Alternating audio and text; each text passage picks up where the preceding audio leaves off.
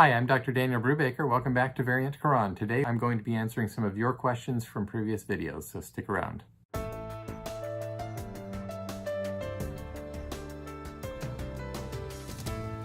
All right, so thank you very much. We're about 1 month, about a month and a half actually, into the starting of this channel. I'm very glad that you all are here. I'm so honored by the fact that so many people have been interested and subscribed. If you have not subscribed, please take a look below and do that so that you can get notifications. And also, if you're signed in, you need to hit the bell if you want to be notified. I've already been hearing from some people who are asking me why they're not getting notified every time I release a video. And if you're not getting notifications, it could be because you have not clicked your specific preference to get notifications. What I want to do today is actually not spend too much time. I'm not going to be going into any new material today. I am going to be answering some questions. So if you have asked questions, or if you're interested in seeing how I respond to some other people's questions, feel free to hang around and stick around until the end. I am going to be mentioning something that will be coming up in a couple of days. I'll be mentioning it very cryptically so that you, to pique your interest. Well, I have received some comments on the videos, and I've responded on the comment threads on the various videos, but wanted to pick out a few. All right, so there we go. Inquisitive Mind says, do you have any more examples of early manuscripts where corrections are done and it still doesn't match the current Quran? And to that I answered on here, yes, there are many more examples to come. Muhammad Kutub says, missing words in Quran, what a great discovery. Did you discover that alone? You can attack Islam as you wish, but it's not good to lie. These differences in Quran is known since Prophet Muhammad time and is mentioned in Hadith books, means you did not discover anything. Now, a difference in Quran is called Qira'ah in Arabic, and it was given to Prophet by the angel, and so forth. So what Muhammad here is saying is that he is thinking that what I have talked about and described is the same thing as the Qira'at. And there are a couple of things we need to talk about in that regard. So the Qira'at are something that are not the same thing as a difference in the consonantal skeleton of the Quran text. And so when we talk about Qira'at, now some of the different readings do involve a difference in the Rasim text, but for the most part, when we're talking about the different readings, we're not talking about differences in the skeletal text, what we call the Rasim of the Quran. And so Muhammad might not have, Muhammad Kutub, who asked me this, well, he shares the name with somebody else who's very famous there. I just noticed that, although he spells it differently. When we're talking about the sorts of things that I've shown you in corrections or variants so far, for the most part, these are not things that are reflected in the Qira'at. Number one, that's the case. It's something different from the Qira'at. The second thing that I want to say about that is that the Qira'at, the whole tradition about the Qira'at, the different readings, was something that came to be codified at a later time than most of these manuscripts were written. And so Shadi Nasser has written about this. I'm going to show you one of his books here in a second. I didn't think to get it. Just a moment. Here's one of Shadi Nasser's books. Let's see. He's coming out with another one. So he has discussed the whole matter of the codification, the formalization of the idea of the Qira'at, the different readings.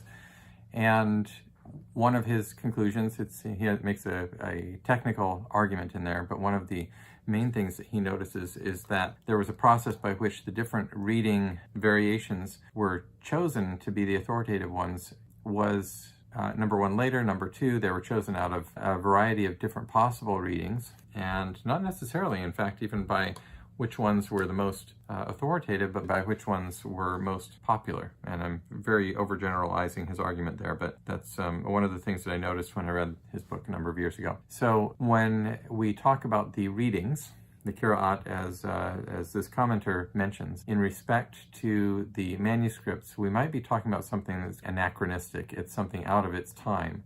Now, the readings may have been something, and probably were something, that were in at least developmental form at the time that these manuscripts were written, but we don't take that for granted when we're doing history, that these necessarily trace all the way back to the early stages, let alone to the time of Muhammad. They may, and so we keep that as a possibility, but what I'm looking at with the variations in the Quran is not necessarily just the readings. Here's one from Aprilia Etha Putra, who says, hey, why you delete my commentars? Are you scared, brother? And I don't know what was being referred to here, but I haven't deleted, to my memory, any of your comments, Aprilia. Infinite Reach Ministries says, also, can you do a section on the Topkapi Palace Quran?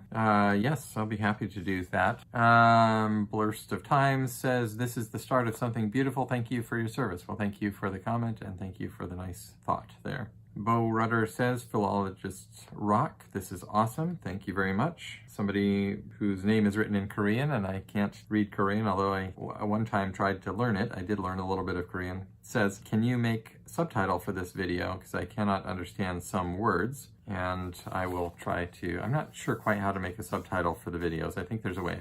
If you know how best to subtitle videos, if you have information or expertise in this that you want to share with me down below, please do so. Jamal Khan says, great video. Johnson John says, any Indian Christian like me here? And John Thomas says, yes, Malu here. And Johnson John says, from Karnataka, peace. And Yahweh Saves says, Carolite. Well, just wanted to say thank you for you all the way from India paying attention to this. And don't know if some of you know that I do have an Indian connection. I'm married to a family from Kerala, origins in Kerala, and I can actually read Malayalam for the most part. Not completely, but I've got some of my stuff here, my Malayalam dictionary, and a couple of kids' books that I first started learning with. So,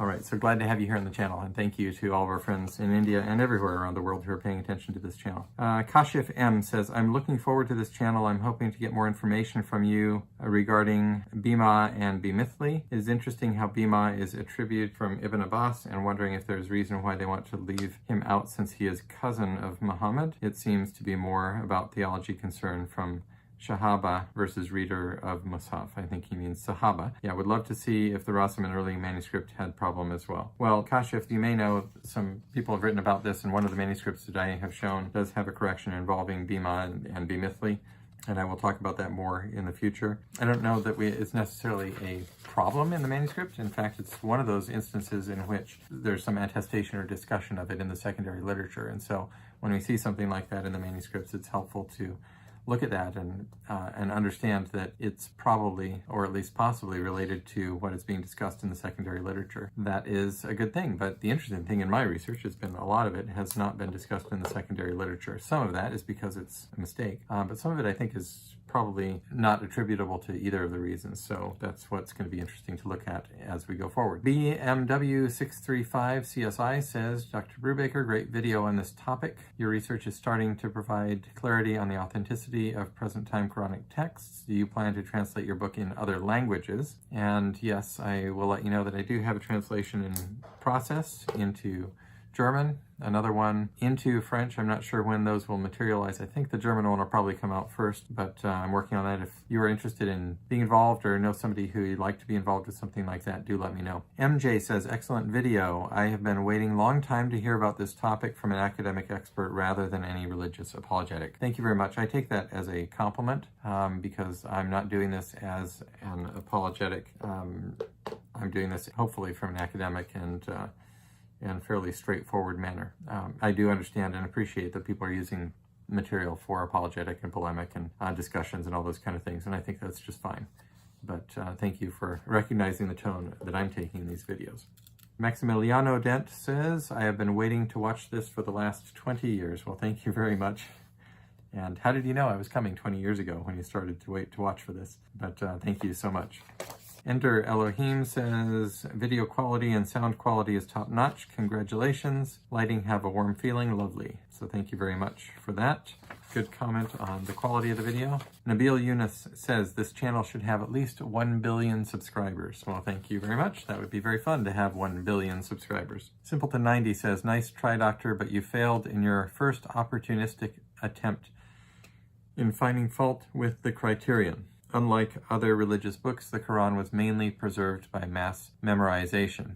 And this is an interesting thing because what Simpleton90 is saying here is that there was an oral tradition that went all the way back to the time of Muhammad, and that this was the way that the Quran was transmitted through oral memory. In other words, Muhammad spoke the verses, they were memorized by those around him, and then they were collectively passed along orally, and that this was the prime way that they were passed along before eventually being written down, but that the written manuscripts only ever formed a secondary form of transmission, that there was primarily transmitted orally. Now, this is a theory. I just want to point that out. It's a theory. It is embraced as the true way that it was transmitted, and it may have been the way that it was transmitted, but what I am doing, I just want to make it clear with my work, is testing that to see if it makes sense when compared with the physical evidence. So we do have witnesses. We don't have any of the people alive today who were alive at the time that the Quran came into being, who can tell us their testimony. We have some things that were written down that were related through what's called an isnad, a chain of transmitters. But even those things are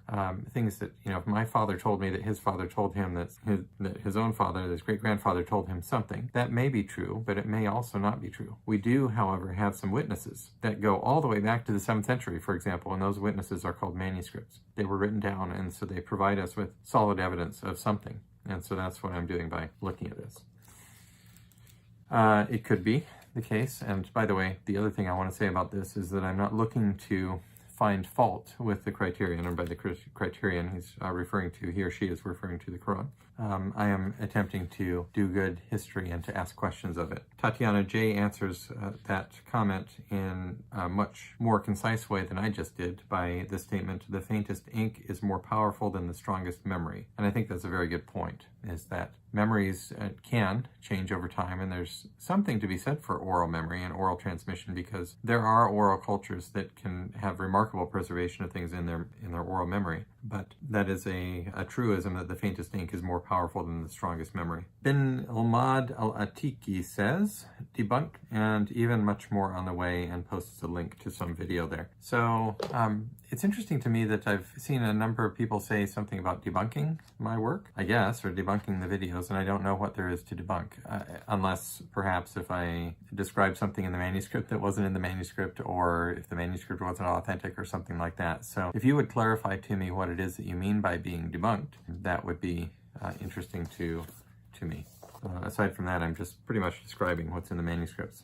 All right, Nadim Rahman says that at 1753, in this particular video on which he's commenting, the insertion of the word Allah, he does not tell the reader or viewer that without the insertion the verse is ungrammatical as it would read, and that is the knower of the unseen. The knower of the unseen is an adjective and needs a noun to describe. Hence the need for the word Allah as the noun. Without doubt, this is an error on the part of the scribe. All right, well, that is fair enough, but the point here, and this was a comment on my first video in which there were the insertion of words down further on the page. The reason I did not mention the circumstances of the Allah insertion on that particular video is that it wasn't particularly relevant to what I was talking about in that video. It wasn't my focus to talk about those other two corrections. My focus and point was to note that the manuscript was corrected 2 times earlier, and then it was left variant in another spot. So yes, that's a good point, and some of these Allah insertions are not grammatical without, and other types of insertions are not grammatical without what has been written in, and that helps us to understand what's going on with that particular insertion, but that was not the